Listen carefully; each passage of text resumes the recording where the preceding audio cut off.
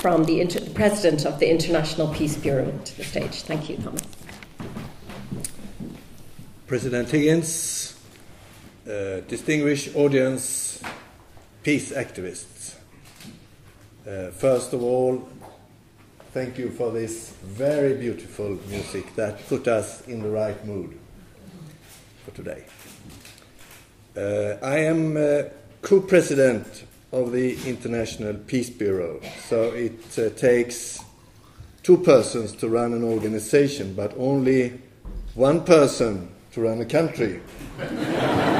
especially if that person is the first elect anti-war president.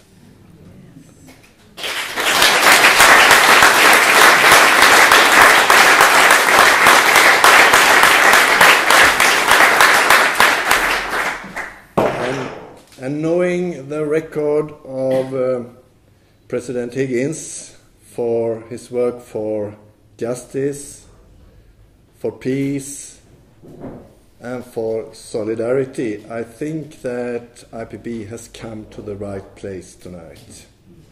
And thank you very much, Afri and the Irish CND, the two Irish member organizations of the International Peace Bureau.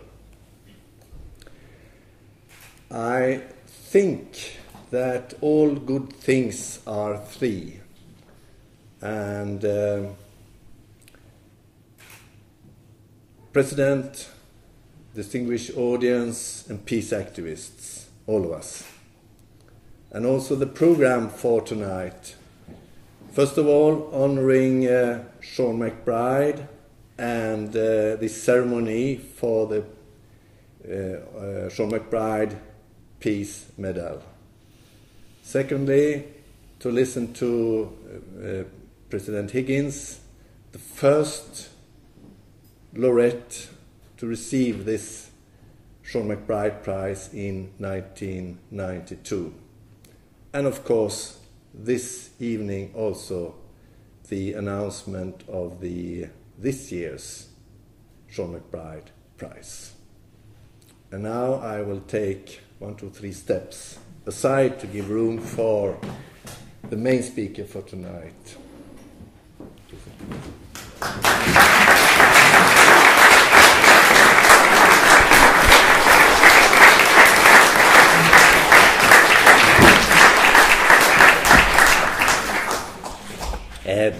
Rúnig generóta sa gliniúis le an géitáilse is mín lam a bhuichas a gháil a satan Kiritiacht dan Okoid, an Okoid Kilurach Sha, agus muid Trislule Berthan, a will an tufos punt Malkaco, and you wonder Sunny Shiokonacus and Carton and dinner. Is Kmalashim, Sintak, Okoid Masha Hosnule, Kyold and Scott, Milama.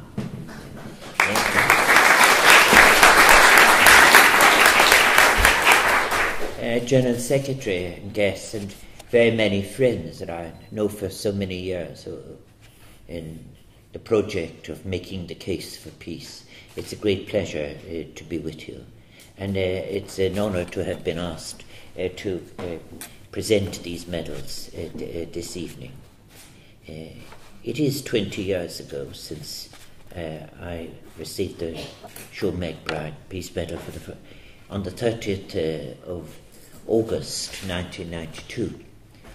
I checked my book about what I said at the time, and I gave a speech at the time I was presented with the award by Brogrand Harlem, who had a great record of peace building and disarmament.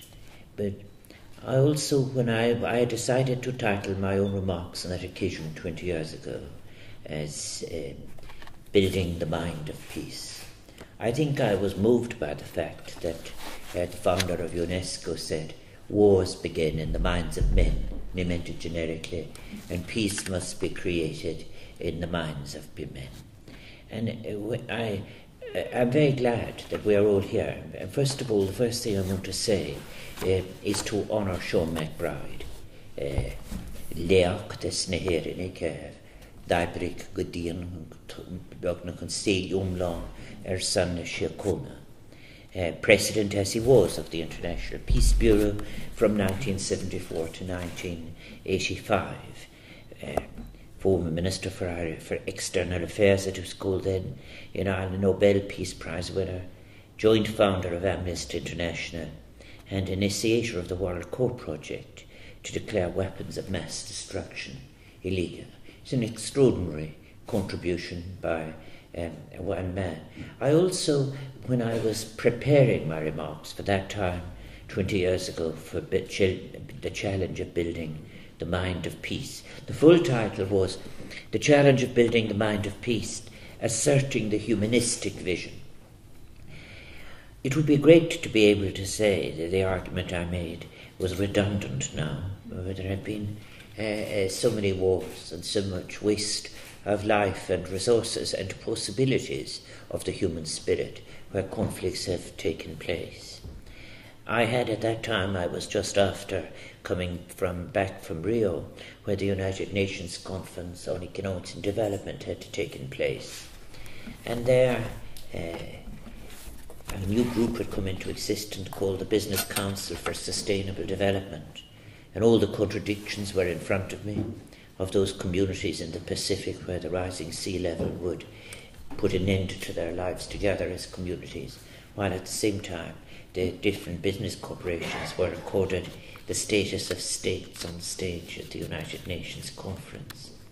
20 years later, again, while we must continue our efforts as always, there were great disappointments in what was promised in sustainable development and what is not delivered.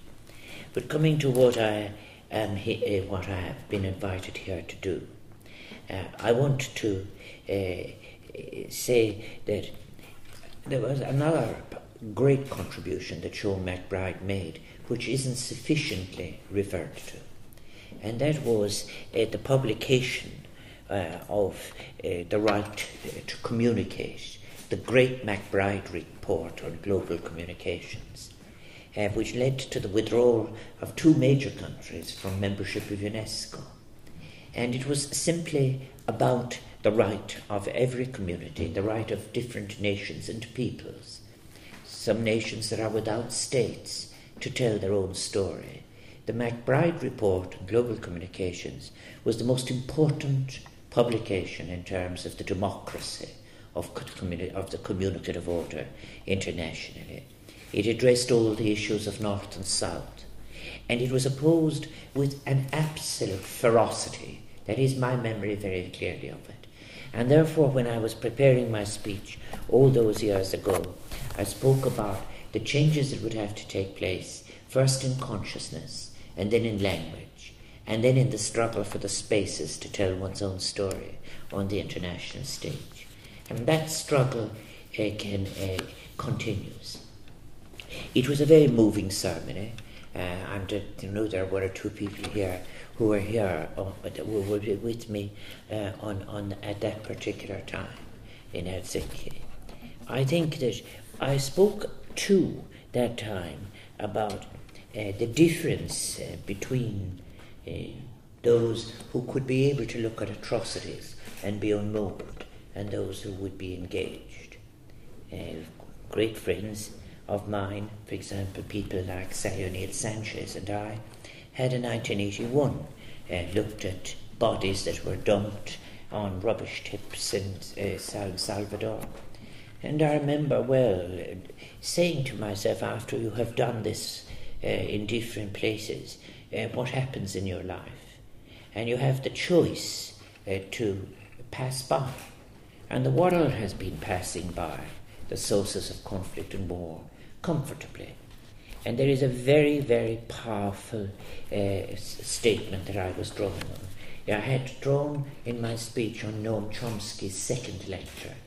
And Noam Chomsky had quoted Jan Myrdal's powerful passage in his book Confessions of a Disloyal European.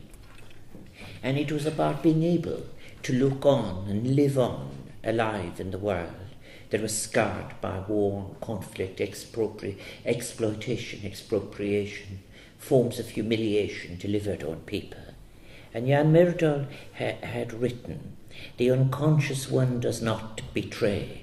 He walks secure through life. But we who are part of the tradition, the Europeans, and to carry on the tradition, we have betrayed with awareness, insight, and consciousness. We have carefully analysed all the wars before they were declared, but we didn't stop them. And many amongst us became the propagandists of the wars as soon as they were declared. We describe how the poor are plundered by the rich. We live among the rich, live on the plunder, and pander to the ideas of the rich. We have described the torture, but we have put our names under appeals against torture, but we did not stop it." And then it ended with a powerful phrase, which is a great cause of reflection in the Western world, I would hope. "Now we once more can analyse the world situation and describe the wars and explain why the many are poor and hungry. But we do no more. We are not the bearers of consciousness. We are the whores of reason." I think in the 20 years since I was honoured by being chosen as the first recipient for this prestigious award, so much has changed maybe in developing consciousness. I'm so honoured to be in the same room as so many people who have spent all of their lives working for peace, and the changes in consciousness that lead to changes in politics and the changes in systems of government that allow the possibility to keep hoping that finally, as I said then, the stamp of humanity might be put on our affairs. There is a difference, too, I suggested on that occasion, between those who are conservative, as they would say, in the narrow sense, and those who want change. I said conservatives exist in comfort by averting their gaze.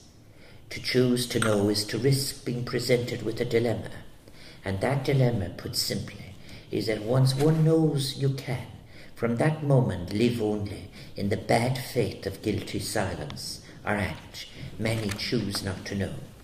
And the people who are being honoured this evening are people who, far from bad faith and guilty silence, have taken great risks and demonstrated great courage in asserting rights. I think that it is extraordinary the way in which they have delivered an authentic humanity for all of our benefit. It's very easy to choose not to know, and indeed our world sometimes exists by people unthinkingly accepting a dominant ideology, of accepting certainties that have no basis even in from the narrow perspective of empirically based reason, and certainly have no moral authority to conform unquestioningly to a status quo. The rejection of creeds which were founded on intolerance and extremism, and the active contesting of systems that are unjust, patriarchal, military, capitalist or racist, requires extraordinary bravery, extraordinary moral courage. It requires initially a courageous vision that is prepared to transcend the self in the pursuit of basic human rights. And I think sometimes that when I was speaking like that 20 years ago, that we were in a way farther on in human rights, because human rights have in more recent times been reduced first to rhetoric and then used as an instrument by people to lash each other without authenticity. But today, and to be positive, I'm here to be part of those who honour two brave, courageous women who have refused to be in any sense limited by self-interest, who have been prepared to agitate, that is, to raise consciousness where others would not, to struggle, and beyond both to rage against the inhumanity. And they have chosen to know within their culture, within their society, within their country. It is a battle that has often placed them in considerable personal danger, one that has required enormous levels of self-sacrifice as they struggle to assert their humanistic vision and stand against a cultural hegemony that allows the exploitation and mistreatment of large sectors of their society. It was not easy, it is not easy, it will not be easy ever. And it is that extraordinary version of spirit that informs and creates the courage that enables them to go on. Lina Ben Mhenni and Dr. Nawal El-Sadaawi, they have this much in common: their laudable courage, their determination to show us the evil that can emerge from hatred, prejudice and intolerance, their deep abhorrence of the inhumanity that can arise when one sector of society places themselves as better or above everyone else, or those who believe that they have been born into a gender, class, race, religion or ethnicity that is superior to all others, that defies and contradicts our common humanity. These women's commitment to highlighting the consequences that occur when a sense of human empathy and shared solidarity is deprived, lost or destroyed, and their refusal, as I put it those decades ago, their refusal to look the other way, which is the moral dilemma of our times. The refusal to look the other way, to engage in denial, or to simply be part of a larger group that simply didn't want to know. Both women have made contributions to peace, democracy and human rights that have impacted enormously on their own countries. But in doing so, they've ensured that their voices are heard all over the world, as they should. They are exceptional and extraordinary individuals who have brought two unique and distinctive voices to the fight for global peace and justice. And in doing so, they have revealed the possibilities for others, those who are suffering in silence. In her own words, Dr. Nawal El-Sadaawi has been, as she says, swimming against the tide all my life. Her dedication to overthrowing totalitarianism in her home country of Egypt and her ongoing battle against the problems faced by women in Egypt has led to imprisonment, to persecution and to enforced exile from the country she fought so hard to transform. As one of the leading feminists of her generation, she has shone an unrelenting spotlight on the role that Western imperialism and the class structure of some Arab societies has played in establishing, embedding and maintaining women's second-class status within those societies. She has undertaken a lifelong mission to dismantle the patriarchal systems and mindsets which have subjugated and suppressed women in many cultures across the globe. And as a doctor, a psychiatrist and an academic, has not only observed but bravely confronted the many forms of oppression which have physically and psychologically perpetrated so much damage to so many women living within unjust and unfair societal norms. As a renowned, controversial and bravely audacious writer, she has also been instrumental in transforming the lives of many people who have been restrained and discriminated against through patriarchal class or cultural oppression. Dr. Sadaawi's outspoken activism and her transformative courage have been critical in ensuring that the voices of women continue to be heard and that the feminist demand for true equality is someday realised. And now, in her 9th decade, she continues to swim against the tide as she plays her invaluable part in the global struggle for the achievement of an ethical and inclusive society, and that will have the mark of humanity and equality upon it. And today we also honour a young woman who, although 6 months shy of her 30th birthday, if she doesn't mind me saying so, has already made a deeply impressive contribution to that great global struggle for justice and humanity. Communications technology, which I mentioned earlier, and that was the choice in the MacBride report all those years ago. Could it be an instrument of liberation and emancipation available to everyone for every story? Or would it be another source, great fissure of inequality between North and South in our planet? She's used communications. It has been fundamental in creating a world in which the space between peoples and nations and cultures has become potentially progressively smaller. A world where a parochial or insular approach to human rights on the grounds of ignorance is no longer an excuse, no longer acceptable. And thus, when I received my own Peace Prize, as I said, I spoke of the importance of supposing it all went right, of the new technology being there as an instrument for constructing new networks and utilising new technology to create patterns of influence, magnets for those whose humanistic impulses could not be quenched. That is precisely what Lina Ben Mhenni has achieved through her brave use of social media to expose the brutality of Tunisian government forces in what we now know were the final days of the Ben Ali regime. Through her work as an internet activist and a renowned blogger, Lina brought the world face to face with the misery, the deprivation and the daily injustices of the Ben Ali regime. She enabled people across the globe to make that crucial connection between unjust policies motivated by purely imperialist interests and the daily human injustices that are perpetrated by those policies. In so doing, she created a very real, shocking and immediate record of the violence and injustice carried out by the Tunisian authorities. Her contribution to raising worldwide awareness of the discrimination and oppression that lay at the heart of Tunisian society is profound, and her courage is even more so in refusing to hide behind a pseudonym humbling, and her contention for the Nobel Peace Prize at the age of just 27 is surely truly awe-inspiring. But war and honour them hain lua me a ver and get in a fortu shama gilifrida native nokdo.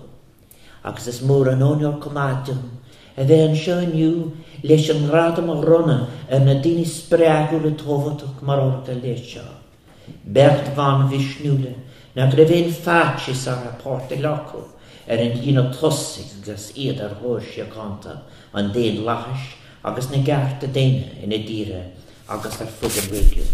It is a real privilege and a pleasure to be asked to be here and to be part of this presentation. I commend both of these women for their heroic courage. I commend you for your vision and your commitment to building a global society based on equality, justice and respect. Agus Marútar an Héireann, and as President of Ireland, I thank all those who have worked for peace and justice all over the world in different circumstances over so many years, and you bind all generations together in the possibility, which is real and which can happen, of putting the stamp of humanity on our shared vulnerable planet. I thank you, both of you, both for what you have done so far in ensuring that dreams have become a reality for the people, oppressed people of the world, to whom you are an inspiration. And it will be a privilege to present you with the Sean MacBride Medal. Gormina.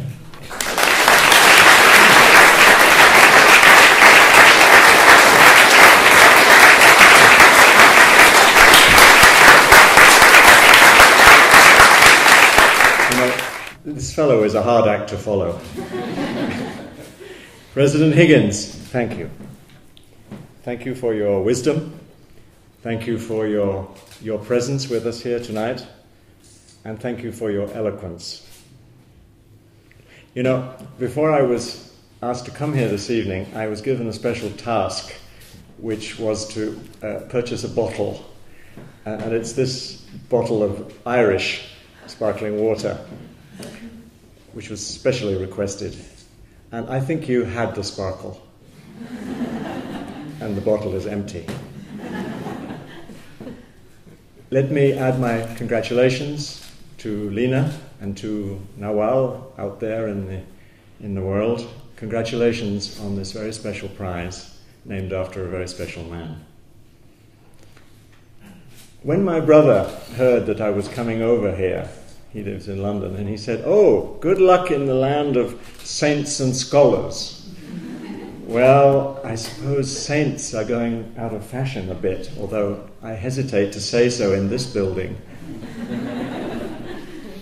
But we are in the presence of a fine scholar, and he has graced us with his presence this evening.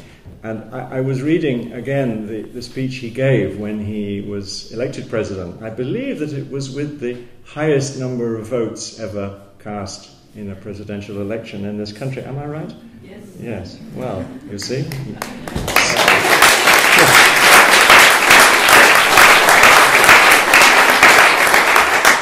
Sometimes, in some countries, the people make the right decision.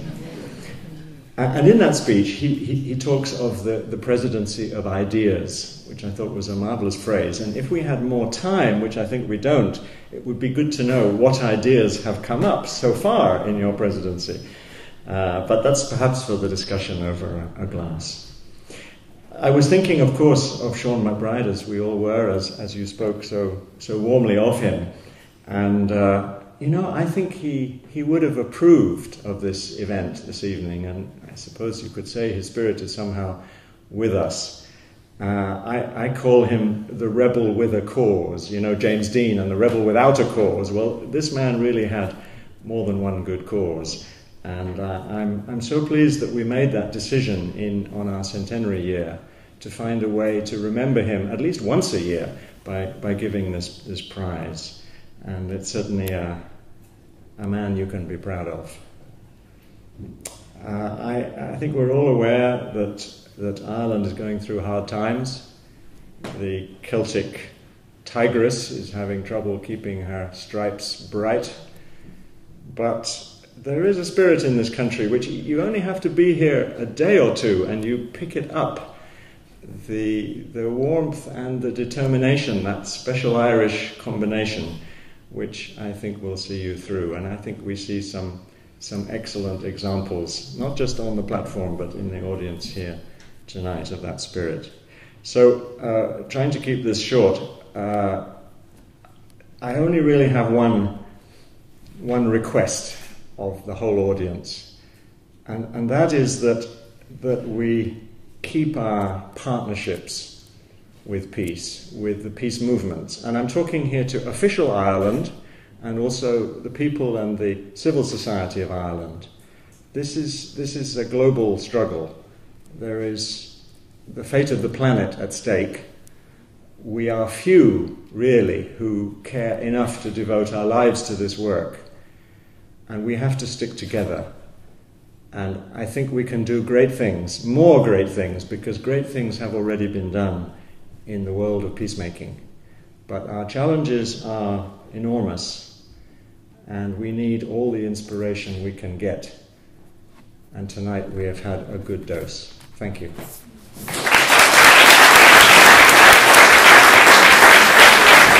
Thomas Magnusson has kindly offered to accept the award on behalf of Nawal El-Sadaawi. And if we can invite you, President Higgins, to also come to the front of the stage to present the awards. Thank you.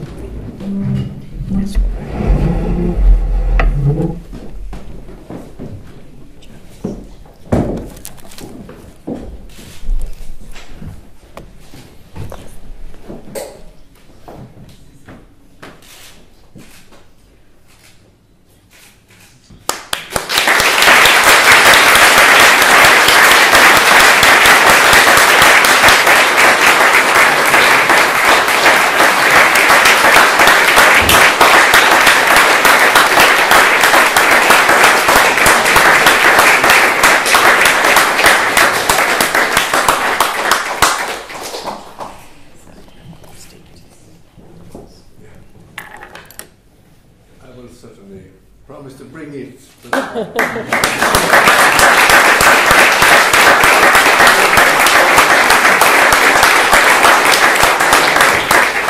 Thank you very much, President Higgins, for being with us and for inspiring us with your words.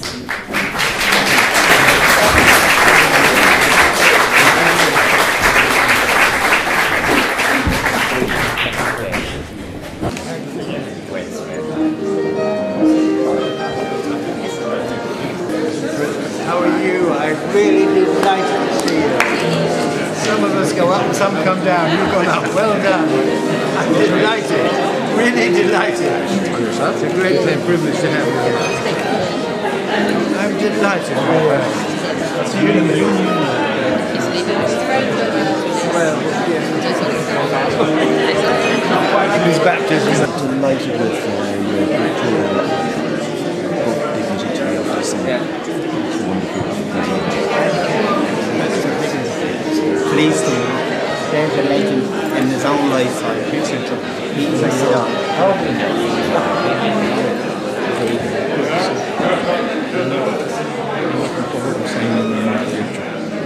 Congratulations. Yes.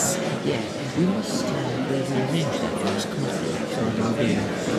Warm memories of being there, 92 President. Thank you for this evening. It's wonderful. Great to see you.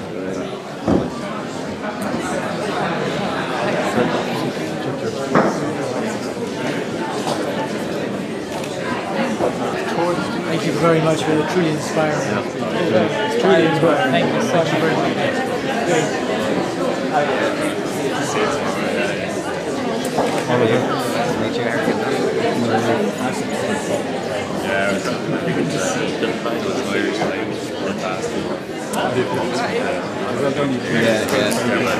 Very well. Yeah, we just move all those chairs.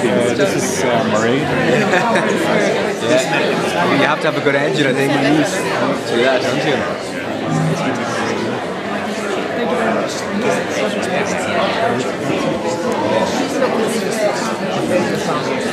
I'm from England, but I lived in Paris actually. I work with the IPB. Truly inspiring. Thank you.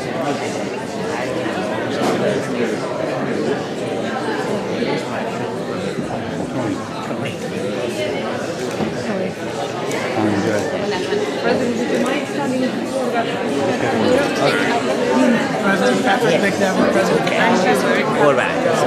He's also Superior General of the Congregational Mission and Daughters of Charity. Thank you very much. Can we get you in the medal, President? Sure.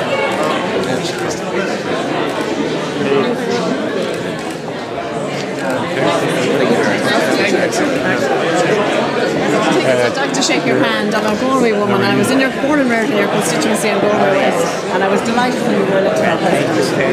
And I'm hoping you and your wife will be very happy with yours. You're drawing a plenty of role. We've been in Africa for 3 years. Wonderful speech. Thank you very much. I hope you were happy. I'm delighted to be in Turkey. Absolutely.